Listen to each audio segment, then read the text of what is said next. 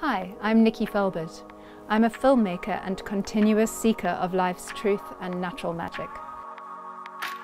And here's where I get to share amazing interviews and findings with you, from people that have followed a calling and have a wealth of knowledge to share.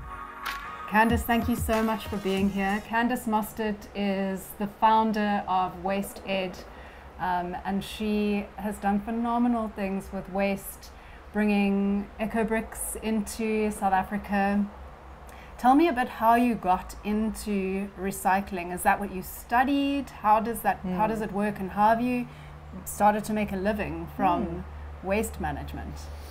Good question. I felt super passionate about waste when I was educated by somebody else. So I met someone from Santa Fe, New Mexico, who had been working with Ecobricks there, and he was doing his thesis in a small town called Greyton, just outside of Cape Town. Yeah. At the time I was studying photography and working as a photojournalist in Cape August, Cape Times. So I did a story on him. He was trying to rehabilitate a dump site in a small town called Greyton. And he was trying to reclaim those materials, the tires, the non-recyclables, and try and utilize it into creating a green park. So basically replacing the landfill, the closed dump site, which it was closed, and turning it into a green park for the community.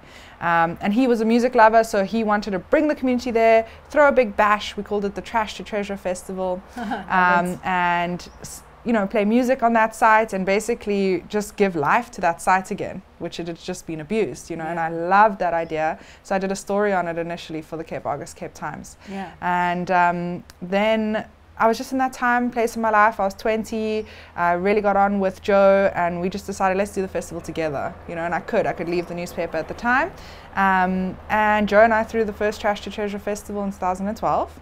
Yeah. And we continued doing it annually for 3 years after that. Yeah. And I was then hired by the funder of that Trash to Treasure project, Greyton Transition Town, to be their project manager. They had just started transition towns in South Africa, and if you look into that, it's Rob Hopkins' theory that small towns can become sustainable by themselves. Right. So water, energy, housing, electricity. So Greyton was actually the first transition town in South Africa, and I was the project manager for that to start happening. I didn't actually know that about Greyton. It's such an amazing and beautiful town. So special. I could have lived there forever. Yeah, I mean, it is a place that you actually could go and live in, because it's got a wonderful community. And so how does that actually work? What is the transition, and how does it look from what it was to what it is now? So, I never went into this work saying, here's a business plan, this is what I want to do with Ecobricks, this is my vision. I was just inspired by the community in Greyton, by Joe Stodgel. And I could see that just by talking about non-recyclables and the potential it had, it got other people excited. So I could see how that passion was rubbing off other people, and I thought, wow, this is great, I need to talk about this, because I literally didn't even myself think about my waste until that moment, until somebody else spoke to me and with passion and with enthusiasm, and that got me excited. So I could kind of see that could have potential to get other people excited and to share this word, because I mean, we can't just be going around not recycling, not dealing with our waste like I was the minutes before. This guy had kind of taught me and showed me. So literally I would just put everything in one bin. That's how I was taught from home, and I didn't even think about anything else. So kind of learning about the Ecobrick opened up doors to composting and food waste. It opened the doors to recycling in my country. Who is recycling what? How does that work? And then it also, begged the question of, well, what are these non-recyclables and how do they fit into South Africa? So I started asking those questions. I had no idea what I was getting myself into, to be honest, at all. But I thought it was interesting, and I thought, people should hear more about it. But I didn't think that I was necessarily going to be starting a project based on it for the next 10 years of my life. But working for Greyton Transition Town was amazing. And I could see through that work, even though there was lots of elements within that work, there was, solar powered energy for the schools, there was water, housing, but I was very passionate and interested about the waste, and I could see how that could connect with the restaurants and what they're handing out to customers. So we did a variety of different school projects, business projects within those 3-4 years of throwing the trash to treasure festival, to try and really utilize it as a focus point for the community to look at waste in a different way, and that excited me. So I can hear you've got so much passion for what you do, and it is something incredibly important. We have so much waste. I want to know what it looks like to be a transition town. So, as to take Greyton as an example, before it transitioned and now that it has transitioned, what are the changes that a town goes through in order to be the transition town? Yeah. Well, I think they had a lot of goals, and I think it was also very challenging for them because not necessarily everybody was on the same page. One of the first things we realized was a huge issue was drugs and alcohol, and that was such a hindering thing to everything in terms of waste education, in terms of how the schools interacted with energy and everything, because if you're going to leave school and you don't really have a lot of prospects, that waste isn't on your radar. It's not important to you, you know? I didn't even think about that. That something like drugs and alcohol would hinder us would from make growing. such a difference in waste management. But that makes complete sense. Yeah, so a lot of because also Greyton, just like most countries in South Africa, are they're dealing with obviously apartheid backlash. So we've got a small little town that had people living happily, and then they were forcefully removed just up the road, and now they've got these little RDP houses, and then they come down and they're workers to these people who have bought these old houses. So mostly foreigners who have absolutely no idea the history and really whose house this was or anything like that. But I had friends that would literally be able to come down and point where the houses used to be, and now they're 40 years old and now they're living in this little shack up top.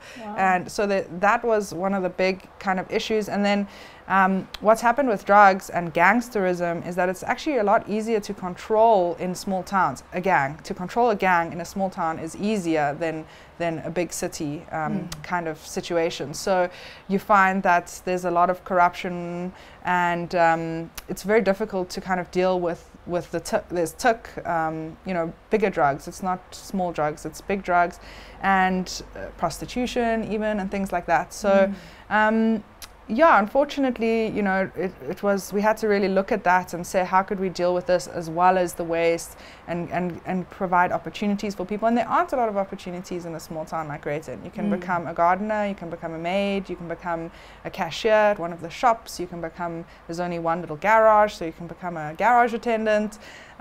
Maybe you can start your own business, but it's so small that there's not a lot of opportunity. So to answer your question, I mean, they've done amazing things in terms of trying to get solar panels for the schools and trying to change the energy systems. They've got really great leefwater systems already within the houses. So it was looking at an alternative RDP housing system. So wait, pause that. Leefwater, for those that don't speak Afrikaans, is I don't even know what it means, like what the English translation to leefwater. So what it looks like is outside each house there are canals actually in Greyton where the water moves through, and they fills. You've got like a little sliding gate that you can open up your leefwater to allow water. Each house has like a reservoir which they either use as a pool or a pond. So each house has access to water. It was designed very beautifully in that way. I mean, I love that as part of management of our environment. It was very, very clever. That's a really great part of Greyton. But obviously, Genadendal, which is the RDP housing handover area, didn't get any of that. Okay. See, I haven't even gone to see that. Yeah. I mean, it's so amazing up there, and the people are all local from the mountains. They're like Khoisan history, incredibly beautiful people. So that's who I spent most of my time with. There were some young. I mean, I was 20. I'm now 30. It's been 10 years of my life devoted to this work, and so it's a big time for me. I feel like it's like a very special kind of chapter of who I was at 20, and now I'm 30, and I've had kids, and it's a whole journey. But we hung out with the Country Conquerors. They're a local band from Heelbekroon, and Genadendal, and they sung about Tuk and all these things that were happening to their community, and that's why we loved working with them, because they were also very passionate individuals. Marshall Ringquest now is the director of Greyton Transition Town, so it was handed over to a local, and he's done really amazing stuff with Greyton Transition Town. With the schools, they've got eco crews for each school, and initially we had brought them to the green park, to this closed dump site turning into a green park, and that was our education space. So we built with them over 3 years. We would do eco education every week, Marshall and I, and we would bring them to the green park. Would help us plant trees every year, so we were greening it as we went, we were building as we went. So we had this outdoor classroom idea, and over the 3 years each school were collecting eco bricks, and then in our eco crew sessions we would build that structure. So when I left in 2016-17, there was an outdoor classroom that we had built there out of about 7,000 eco bricks.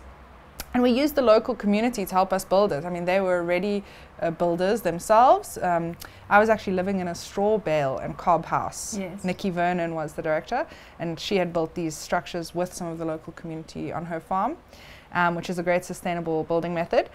So that was my first feeling of what it felt like to live in a sustainable house, but a natural house. You know, I was living in a mud house with a lime kind of cementy plaster, and my walls were built out of straw bale. I made a fire every night with my pine cones, and it was beautiful. I had a compost toilet outside. In the winter it was slightly cold, but generally it was completely amazing. And I had a garden. Don't go outside even when it's raining. I had to if you needed to, you know, but sometimes there was a little garden I could just pee in, and then there was the toilet if I needed to do something more. Right. Yeah. It's really getting back to nature. Yeah, exactly. And I just absolutely loved it at 20. You know, a lot of people were like, oh, you lived in Greyton when you were 20. But I really loved it. So we would bring the local community there for these annual festivals. We would use the festival as a showcase of different waste. We would get artists to come in and make a big whale. We would get whoever could showcase anything about waste so that the community could come and hang out, have a good party. Country Conquerors would sing and be one of the bands out of many. Yeah. And then through that we would, use their songs about drugs and things like that to hopefully, change mindsets. And in the work that we did through the eco crews in each school, to show them the potential that they had, bigger in the world, but also how they could change their local community. That was my main aim. I loved working with the kids. And you're still doing that? Yeah, so when I left there, I kind of took that and made that into what Wasted is kind of today. So yeah, I left there and I thought I didn't even want to name Wasted or anything, the work that I was doing. I didn't really know exactly how to move forward, but because I had worked with Ecobricks, I started getting a lot of requests and just emails saying, we're a school, we want to do something, what do you think? And so I started just designing from that. I literally designed Wasted based on what my community was asking me to do, or what my community's needs were. So it was a slow process. I worked part-time for many years initially in the beginning, and then I was able to say, okay, well, I need to be able to go to school presentations and things like that. I can't be doing another job. So I then took the big leap to do it full-time, and luckily my partner was supporting me with his job, so I was able to do Wasted a little bit more full-time. It never made me a huge amount of money. It was meant to kind of be an NGO or a non-profit kind of project. A service, exactly. That you loved doing. That I loved doing, exactly. I didn't want to label it or name it. I didn't even know what it was. I was just helping people and talking about waste, and if that could help other people, then cool, just like it had helped me. Tell me what an Ecobrick is. What does it look like? Yeah. Okay, so an Ecobrick is a plastic bottle that's stuffed tightly with clean and dry non-recyclable material. Okay. Pause. So often we use those 5-liter bottles that you would get water in. Okay, that's how I kind of use it. And then plastic that isn't recyclable. I think there's so much, like I have been recycling for many years, but I only recently realized that I'm recycling non-recyclable plastic because it's got a triangle on it with a number in it, and I'm like, okay, that means it's recyclable, but it doesn't, right? Right, yeah. Yeah. So what plastic is recyclable, and what would you put into the Ecobrick? So you're putting into the Ecobrick what is not recyclable. Exactly. And it has to be dry, right? Exactly. I remember. So I met Candace at a festival, and her and her husband were serving the festival by making sure everyone was recycling, and I really learned so much from that, and it actually made it fun. Wow. Cool. And so stuffing those Ecobricks with the soft plastic. Yeah. But then where's the crossover? How do I know what I can put in my recycle bin and what I need to put in my bag for eco-bricking? Yeah. So one of my main lessons throughout these years has been that it is the lack of participation that's the problem with our society for most things. So it's the same with our waste, and why I love the Ecobrick so much, because you, through your stuffing, do you ask questions, do you connect, and you learn, right? So what we learned over the years is that for South Africa, obviously each country is different, okay? So for South Africa, we have not government doing one thing with recycling, which would make it a lot easier for us to say, this is recyclable, this is not. But what we have is we've got private companies who've taken the opportunity to make a business out of recycling, which is great. But each private company has a different facility. Maybe they got funding and they only have a small space, or maybe they only have a certain machines that can process things in a certain way. So it's based on private companies and their demand and their facilities. So when I say demand, I mean here in Hout Bay, we might have a lot more certain type of bottles that another area doesn't have. Yes. So that's what I mean by demand, and that's kind of how recyclers work, is they look at what they've got and then they process it, and sometimes they need a really big amount in order to sell it off to somebody else. And if they can't get enough, it's not worth it for them even to process or package, because they're not going to be able to sell it for enough, right? So that's how our recycling private sector kind of works, and so what it asks us to do as South Africans is to connect with our recycler, and to say, okay, well, we don't have a one answer what's recyclable, what's not. It is based on each recycler, so I've got to give them a call. And there's that participation again, you know, you were disconnected to your recycler, now you have to phone them up and you've got to ask them some questions, and you've got to get a little bit more connected to your community recycler. And then you can ask him, you know, so generally your paper, cardboard is recyclable, your glass, your metal, so those are easy ones. Yes. But then it comes to the plastic. Yes. And that's when you can ask him specifically, which resin codes do you recycle and which ones don't? So that's what you were talking about. Yeah. The resin code is the little triangle on the packaging that has the number in it. Yeah. So it doesn't represent that it's recyclable. What it represents is what it's made out of and what its melting point is. So that triangle is not for the consumer. Yes. It's for the recycler, so that he knows what melting point that plastic is, so that he can put it in the right category in order to sell it. And each resin code has a different value in terms of selling it as well. You get your better quality plastics, like your number 1, which is your plastic bottle. Number 2 is also very good quality. It's your high density polyethylene. Normally your lids are made out of those, your shampoo bottles. Yeah. And even resin number 3 is PVC. That's our piping. You know, it's quite a hard resin, but it's not generally as recyclable as the other ones. Right. So I could generally say that number 3, number 5, and number 6 aren't as commonly recycled in South Africa as the other resins, 1, 2, and 4. And for general municipal solid waste, we call it, like what we consume as individuals, not necessarily industry. It's generally from resin 1 to resin 7. So you do get more resins than that, but that's kind of what we deal with on a local level. Yeah. So that's kind of what we have to start getting used to or looking at, is the resin code, and asking my recycler whether he does process that resin or not. Yeah. And from there you can kind of decide what you're going to put in your Ecobrick or not, because you've connected with your recycler, you know what he can and can't process, and now you're stuffing the things that you can't. So if you want to start recycling or recycle a little bit more, but the thought of finding who my recycler is just a little bit overwhelming because my life is stressful. So I always tell my friends, just start with glass, because there's more glass drop-off points than anything else. So like just start with your wine bottles, beer bottles, and any glass stuff. So like that for me, I like to tell people, like if you're not recycling at all, start with your glass. Yeah, it's that's easy. a really good idea. Yeah. No chip packets in recycling, right? Yeah.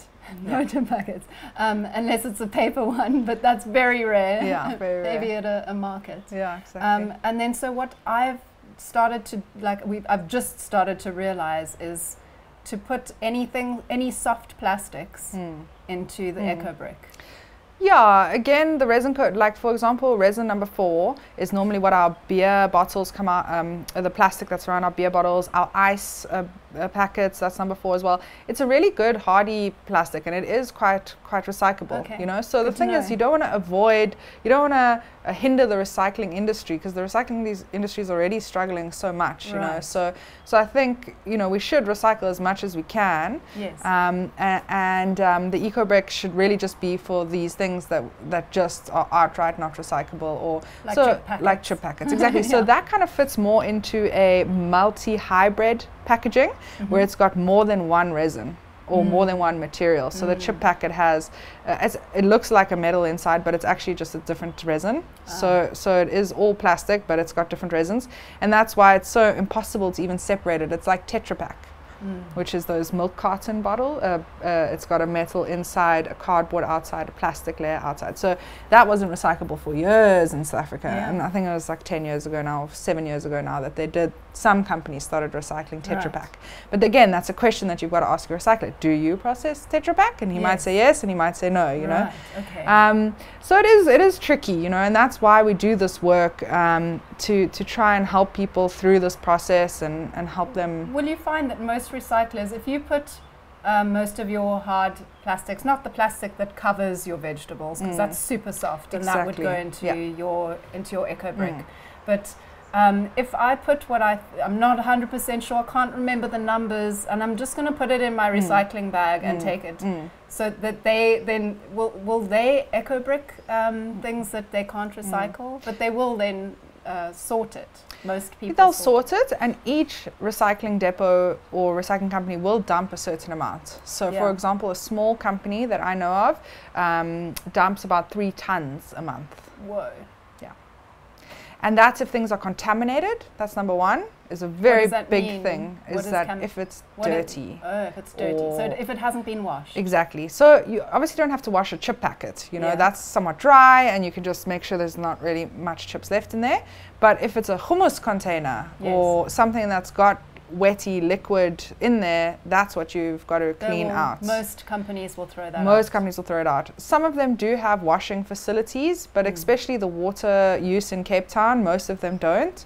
So whatever's dirty or contaminated, they separate. And the other problem about contamination is that it dirties your recycling bin, which means that it might contaminate other things that was ready, clean to be recycled, but then the source kind of somehow got onto it, and then they'll just dump that whole bag kind of thing.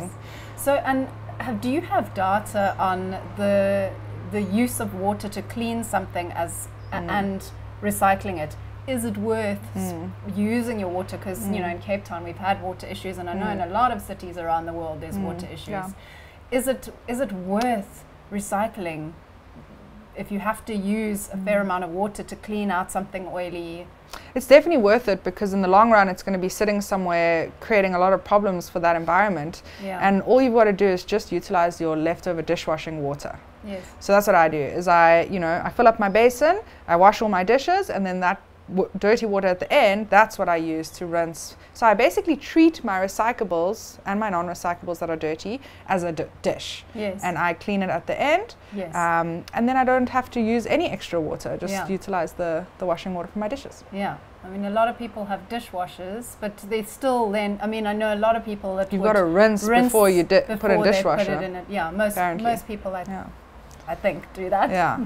Well, exactly. We're renting a house that's got a dishwasher, and we were told that we have to rinse the stuff beforehand. So I think that is the case. So in that case, if you're rinsing, you might as well just rinse off the recyclables as well. Exactly. And it's a small step. It is. Yeah. But I understand that people find recycling quite overwhelming. It's like their lives are stressful, and it's like one step at a time. You start with the glass, then add tins maybe, or dry plastic, easy plastic, and you can just add one thing at a time. Exactly. And then moving past recycling, I mean, you also do waste management. It's not just about recycling. Exactly. So that's then using your food waste, right? Exactly. Yeah. So, I mean, the interesting, the little comment about the one thing at a time, because I think it is a useful tip to people, but I also think what I found with businesses when they go, look, we're just going to start with a paper bin and we're just going to focus on our paper. And then when they keep adding things, then they feel even more overwhelmed because now they've got a paper bin here, they've got this bin here for the batteries, they've got this bin here, there's not enough space because our place is quite small, and then they get overwhelmed like that. Yeah. So what I found over the years now is that a 3-bin system really seems to be the best, easy to do, because you don't need to separate your glass from your metal to your cardboard to your, then you need 500 bins and it just becomes too much, and your battery, so a 3-bin system really is more efficient, more than enough that you need. And the first one is food waste. Yes. Okay. And in your home or even in your business, what you could do is you could have a old ice cream bucket, or you could buy yourself a bucket, something that's lidded. And that's what you put your food waste in, right? So that means that everything wet that could have potentially contaminated those recyclables are now being separated, which is really great. And that is one of the biggest contributors to the methane gas problem in our landfills is food waste. Okay. So separating food waste is even bigger than Ecobricks, in my opinion. It is so important and so valuable because we can create soil from that again. And South Africa imports soils and fertilizers. What? So we could potentially be making our own beautiful local soils from our own local gardens, or from the food that we eat, So explain how to do that. Okay, sorry. Finish the 3-bin system, and then we'll move on to the how to use the waste. Exactly. So food waste in a bucket, a small bucket on your kitchen table, so that as you're chopping, you can just easily put it in there, and it's separate from your bin. And then from that small bucket, you're putting it into a bigger bucket, maybe that you're keeping outside your house. If you've got a little balcony or something, it's also closed, and that takes about a month if you're a family of 4 to fill up. And then that you need to take either to your own garden, if you have a facility, or another garden that is processing food waste. So that's food waste, number 1. Then number 2 is recyclables. So now you've kind of connected with your recycler, or you're just kind of taking advice from what we've said here, and you're separating those really good quality glass, metal, plastic, glass, metal, cardboard, but also some of the good quality plastics.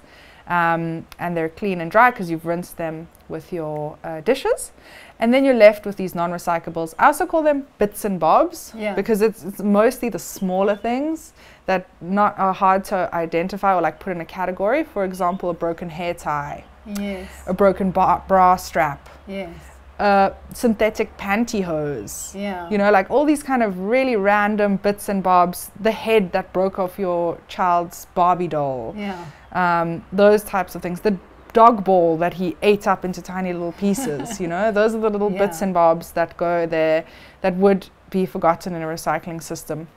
An example is the straw. It's made out of resin number 2, so it is highly recyclable, but because it's so small, it's so much effort for a recycler to collect to make a profit out of. You would have to do 2,000 straws to make a 2 rand kind of concept. So those bits and bobs, even though you might find, it is made from a recyclable material, the size of it is often also a problem. So not only do we have to look at the resin codes and how our system in South Africa works, but also the actual products and what the size of them and how they're made affects the longer term situation or what happens to them afterwards, which is quite interesting. In South Africa, we a lot of our bread is in a plastic bag and then has a harder plastic white tag to close it. So I would definitely Ecobrick the soft plastic around the bread. And the tag, that's hard plastic. Is that recyclable, or does that go into the Ecobrick? Well, because it's so small, and you've heard of these bread tag projects. That's a bit and bob. That's a bit and bob, exactly. It might not land up there or being recycled. It's so small, it's probably going to fall out, and it's just not something that recyclers collect, is small, tiny things. Chip packets, sweetie wrappers, all those things. Lollipop sticks, straws, it's just not something that is valuable. Yeah, because a lollipop stick, it's paper or something, a lot of them, but it's just too small to process. Exactly. And you could try compost your stick, it's also about experimenting a little bit and seeing what it does, especially if it's paper. Exactly. Only if it's paper. So of course now we've had all these compostable packagings coming into South Africa because people were obviously becoming aware that polystyrene isn't so good and not being recycled so well.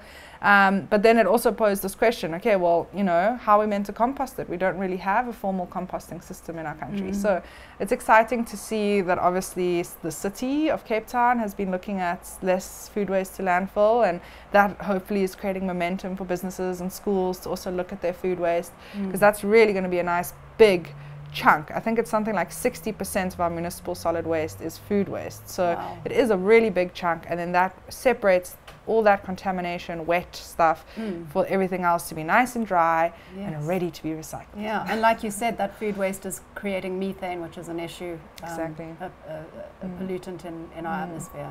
Yeah. I know that Bellville site is actually utilizing the methane now for energy. Bellville landfill is being closed.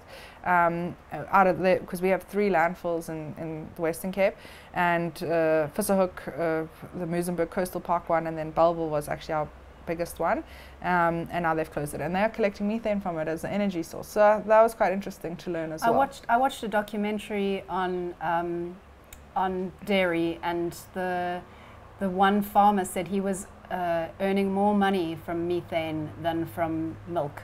Wow. Yeah. That's insane. Yeah. It was actually keeping his dairy business afloat. Oh wow. Yeah. How's that, eh? Yeah. Yeah, because cow patties can make energy. Yeah. Yeah, and Indians do that quite a lot. They use their local cows to fuel their cooking devices. Oh, jeez. That sounds really good. Yeah, a whole closed loop system. And that's how it should be, And something very important to me over the years has also been that the message is not that plastic is an evil.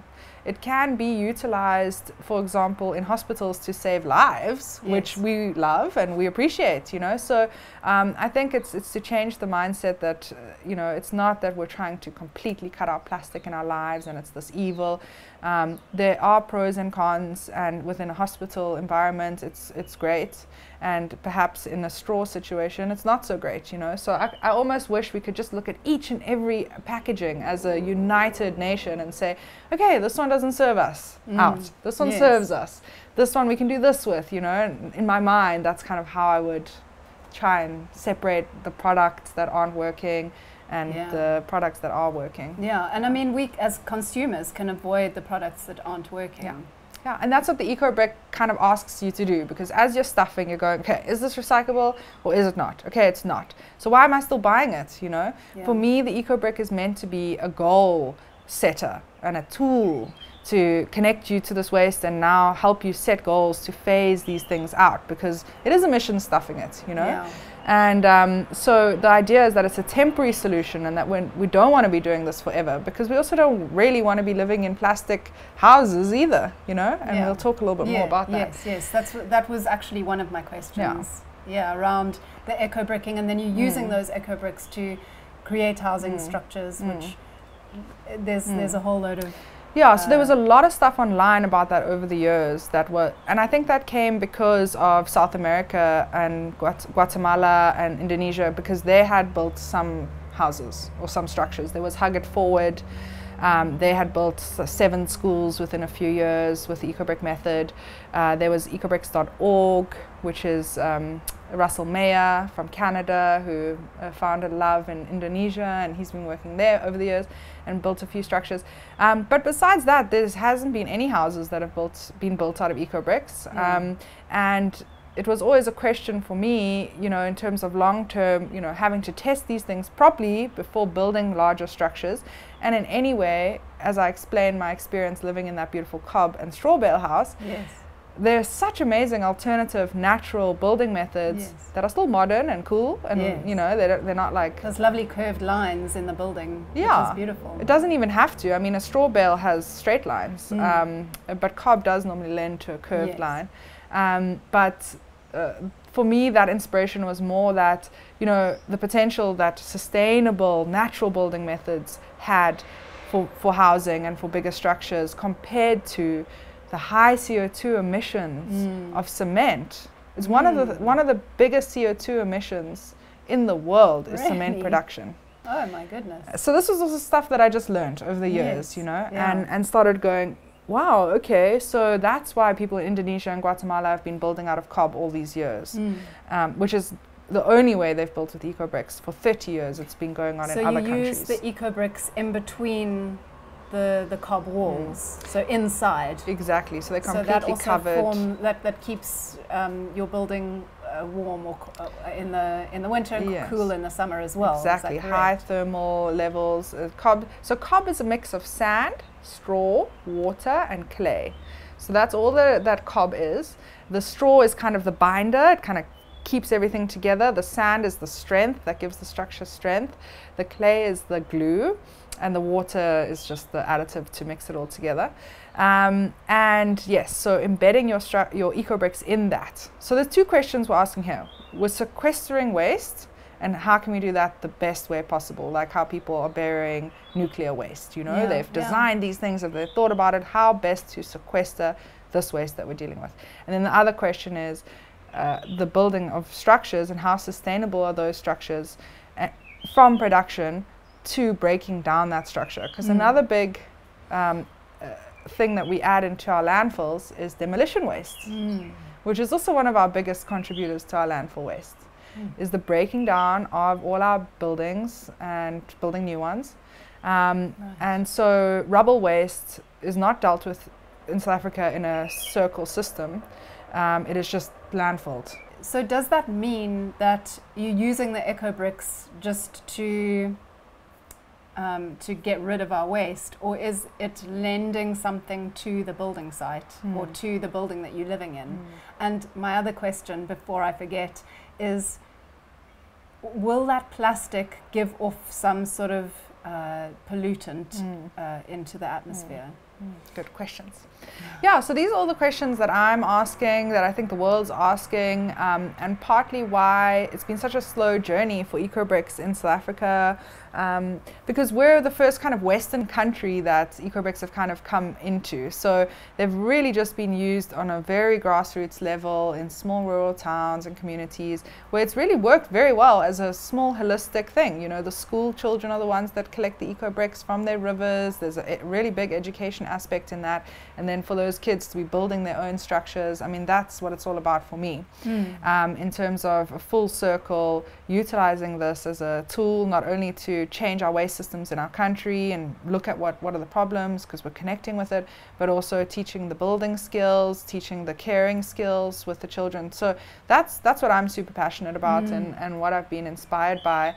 But being in a more Western country where people want to, you know, get things done quickly and put things in conventional things like cement, it was quite a shock to me, because I had quite a lot of ideas in terms of doing it in this natural way, and then there were other people and other projects that started by themselves, you know. So I was just on my own little mission with my own ideas, and then Ian Dominies was studying architecture, and he came to our Trash Your Treasure festivals, and then he started Ecobrick Exchange, you know. So that was one big thing, and I thought his vision was to exchange Ecobricks, so we could kind of go on the websites and give our Ecobricks to something else that needed them, but that was not the case. I think his vision was more exchanging of skills or things like that. Right. But he also opened up collections locally and then stopped.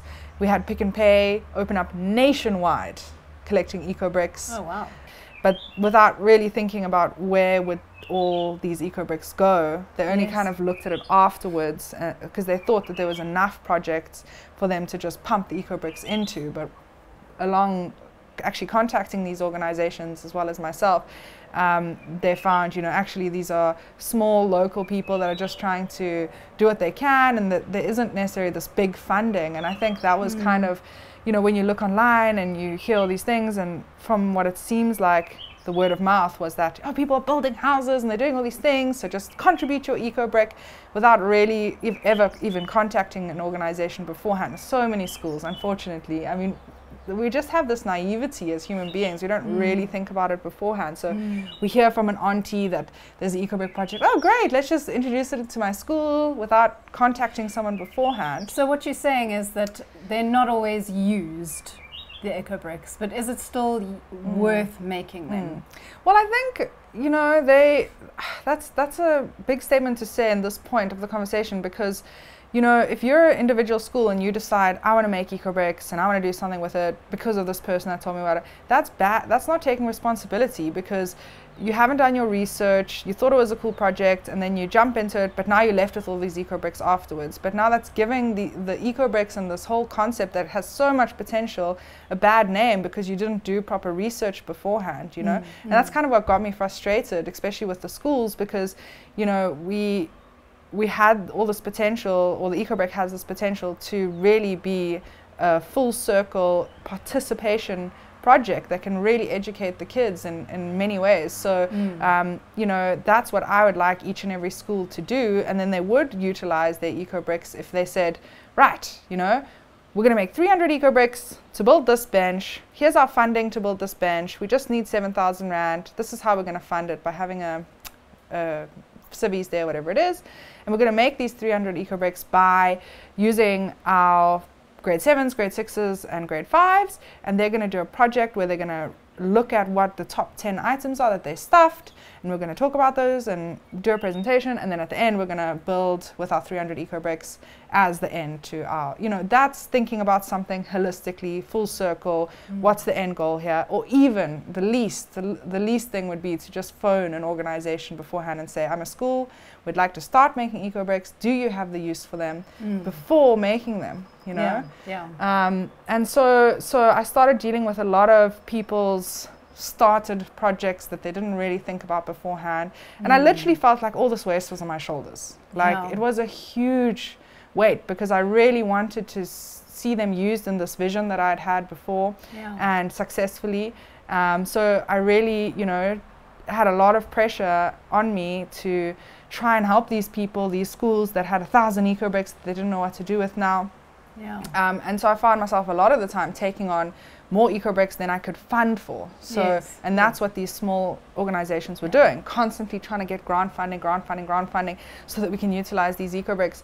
But ultimately, this waste, and this was the second thing that kind of came up quite strongly, is that this isn't my responsibility. This is the government's responsibility. This is a formal waste system, just like recyclables are, just like food waste is.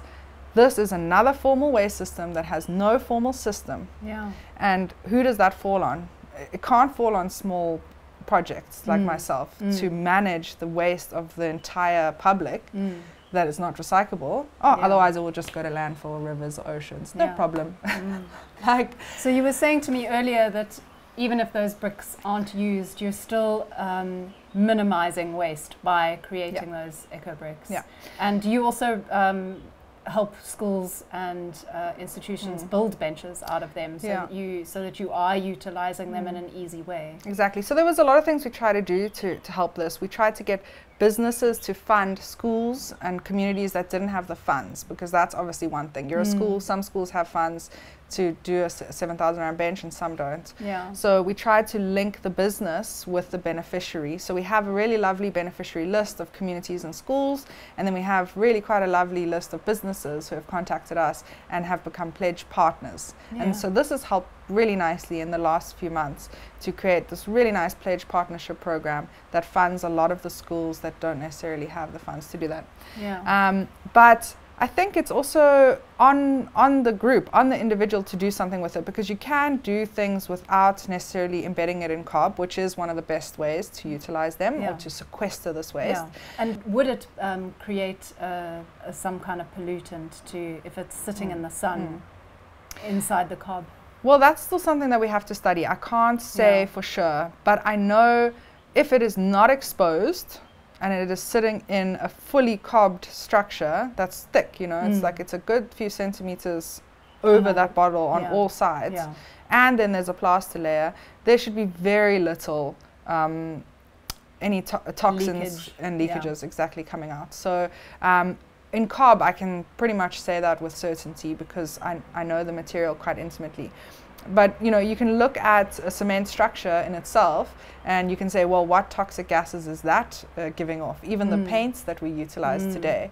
So it's been quite an interesting question for me in terms of the building side. What really is sustainable building? How does it affect the person when they're living in the structure? What happens to the structure after it's broken down? And what was the production effect or effects on the environment when those materials were being produced.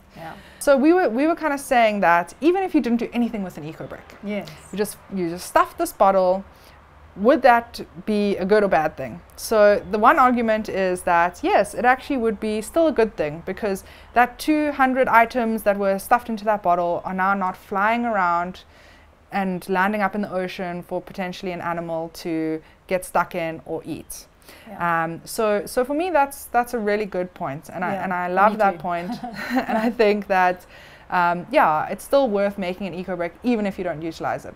But I still think we have the potential to do something with it ourselves. It doesn't have to necessarily go to an organization or be part of a big community project. For example, you can stick them together with silicone glue. Silicone glue you can buy from your local hardware store. I suggest the clear, not the colorful ones. The white doesn't work, I don't know why. You need 3 silicone glues to stick 19 bottles together. So if you're an individual household, you're making 1 to 2 Ecobricks a month, you're gonna be able to make 1 stool.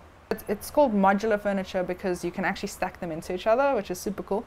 And this is actually one of the biggest projects we did with many schools because it was the cheapest, easiest way to deal with them. And when the schools didn't have funds and we didn't have enough funding, you know, we just buy some silicone tubes. But the only thing about it is that you have to keep them indoors. You know, if you're going to keep those stools and structures outside, of course they're going to be weathered just like any other bottle.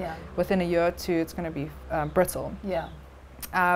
But for indoor, it's really great, especially for creches that don't necessarily have seating. I've had a little one that I made in Zambia almost 10 years ago, and I've only fixed it once with 500 milliliter bottles.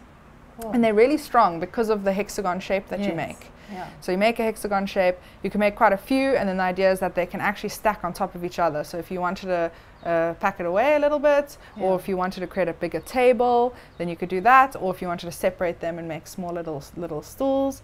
And what I also love about the modular technique of using them, especially with schools, is that you can get very creative with what you stuff. So for example, let's say you just stuffed straws, or you just stuffed, and then visually it's just really pleasing. It looks beautiful, and you can really see, okay, I've stuffed like cigarette butts. We had quite a lot of smokers who would just give us butts, bottles just stuffed with butts, and then we actually counted. We had to find out like how many butts can you fit into a bottle, and it was like over 2,000 butts. You know, so it gives you so much. A bottle of what size? 2 liters. 2 liters. Yeah, so it gives you just an idea of the stuff that you're consuming, and that's kind of what we love about the Ecobrick in terms of its educational potential. So that is something that everyone can do. But the idea is that you're trying to minimize this waste, and you're trying to create less and less and less. Right? So this month I'm creating 2 liters of non-recyclables,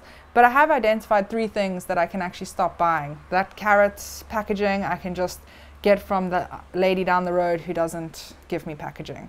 I can start shopping, and that's why we linked our Back Your Brick collection for the public with zero waste stores, so that they could get to that point where they were shopping without packaging, and looking at that as an option for our world. And some of our big stores still actually have the vegetables that you could bring your unpackaged, and you bring your own packaging to put them in, Or you use a thin plastic from them. Exactly, and then you can just stuff that afterwards. But I had a lot of friends that actually over the years said to me, I think I have to stop eco-bricking because I just use it as a crutch, you know. I just go, oh well, I can just buy it because I can eco-brick it. So I loved that they were able to see that.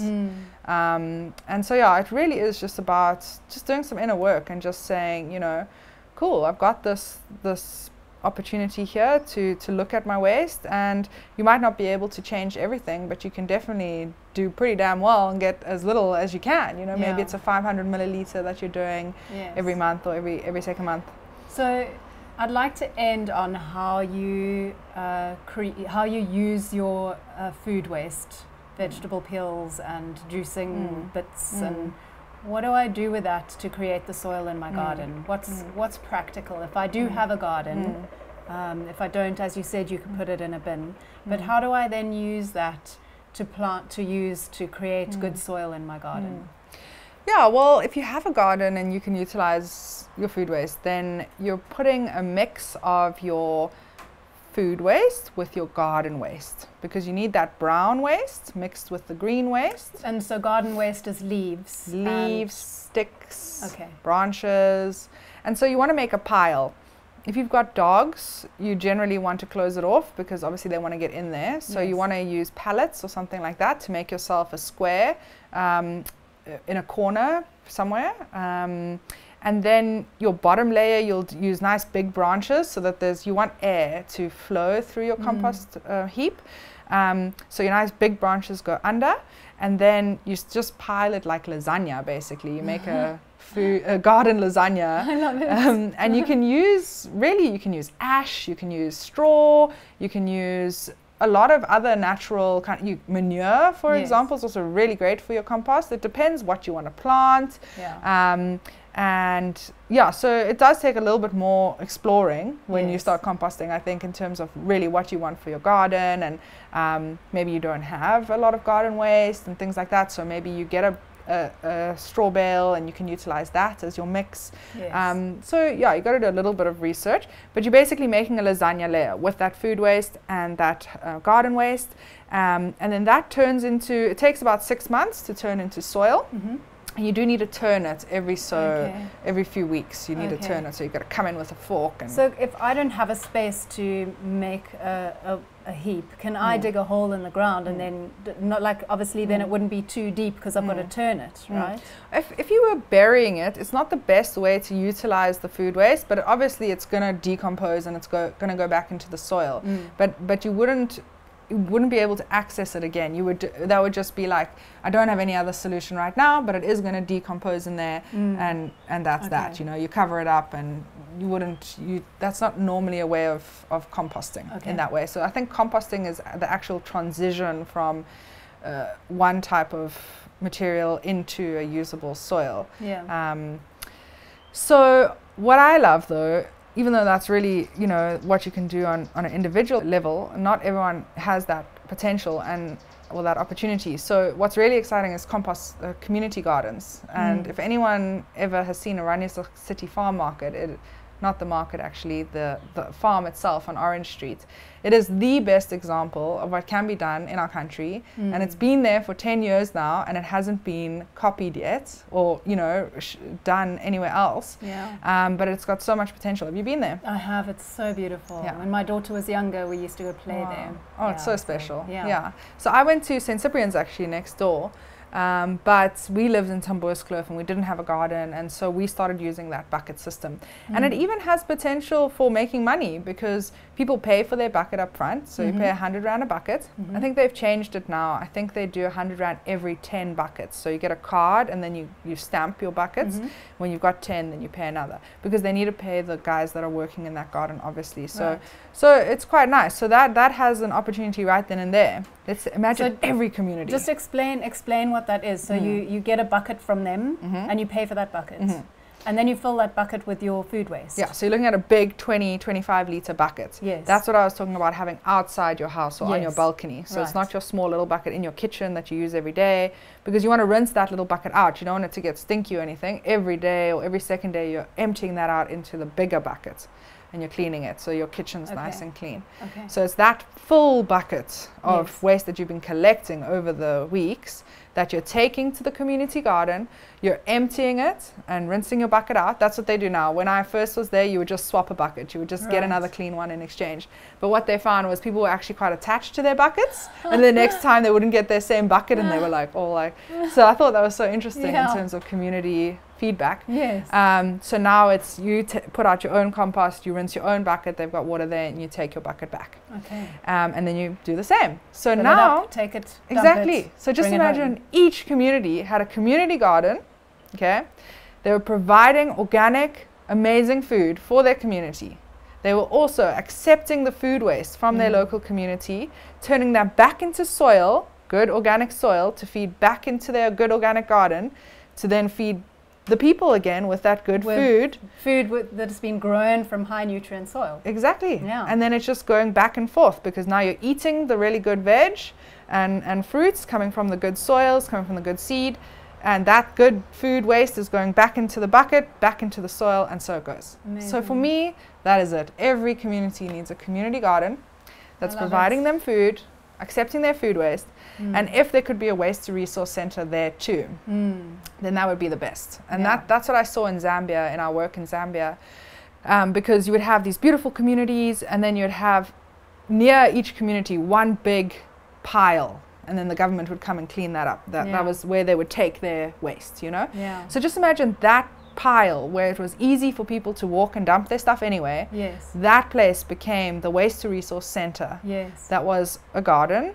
providing the food, but also then you could come with your food waste bucket and your bag of clean recyclables, and it could be handed in there and dealt with by those And get your local vegetables at the community. same time. Exactly.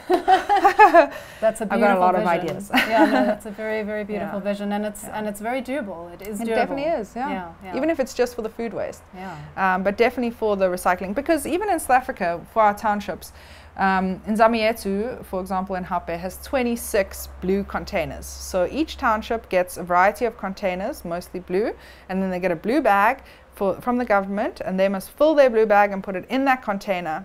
And it leads to so much other issues, especially sanitary waste, sanitary issues with how people go to the toilet, because they're mostly using public toilets. They're scared to do that at night. This is the research that I've done specifically within Zamietu, because there is a recycling depot down there, and that woman had to stop collecting paper and cardboard as a recyclable, because unfortunately people have to poo on cardboard and paper in their homes at nighttime, especially women and children, because they don't want to go to the public loos, and then that's what they put in their recycling bags, Oh, or my you know, goodness. and so they had to stop collecting paper and Yeah. cardboard as the local Zamietu recycler because of that issue. And those containers are filled with poo and wee around them, you know. So it's just a dead zone. None of that material can just be utilized. Each township that has a container, that stuff's just going straight to landfill, you know, where it has this really great potential to be a thriving resource center where everything has a place to go. We're greening the spaces. And for me, the vision would be building with the Ecobricks and the cob in these gardens. Could even build the compost bays out of the Ecobricks and cob. Yes. Then that just feeds out slowly but surely. Well, let me build my little compost toilet also out of cob. Yeah. Let me build a storage space out of this material, you know, Yeah. and hopefully it would grow like that. Yeah. So just spreading awareness. Hopefully, more people hear your vision and can copy that anywhere in the world. Exactly. It works anywhere. Exactly. So thank you so much for being here. Thank you so much for explaining all the ins and outs and the wider picture as well to our listeners. Thank you for having me. Yeah, it was good. Thank you so much for being here and listening to NixyPod. You can follow me, Nikki Felbert, on Instagram and Twitter, and you can check out my latest film, Origins of Consciousness, on Fundraiser and Facebook. If you haven't yet, you can subscribe, rate and review NixyPod on this podcast and on YouTube.